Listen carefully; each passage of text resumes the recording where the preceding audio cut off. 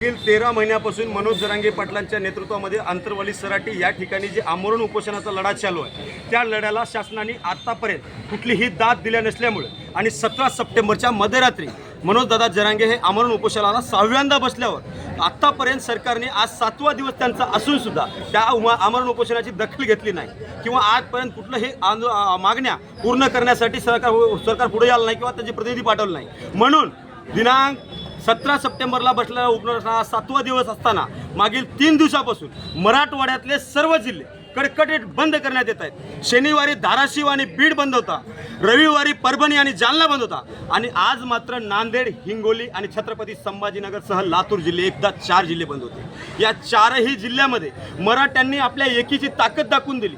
मराठ्याचे क्रांतीसूर्य, मराठ्यांचं नेतृत्व, मराठ्यांचं दैवत मनोजदादा जरांगे पाटील यांच्या केसाला जर धक्का लागला किंवा त्यांच्या तब्येतीला जर काही झालं तर याला सर्वस्वी शासन जबाबदार राहील धरून मराठी आज रस्त्यावर उतरले होते। परंतु मराठ्यांच्या अंगामध्ये आजही जिजाऊंचे संस्कार आहेत, म्हणून मराठ्यांनी अतिशय शांततेत कुठलंही गालबोट न लागता हा बंद यशस्वी करून दाखवला आहे। नांदेड शहरासह 16 तालुक्यात आज कडकडीत बंद पाळण्यात आला आणि शासनाचा निषेध करण्यात आला।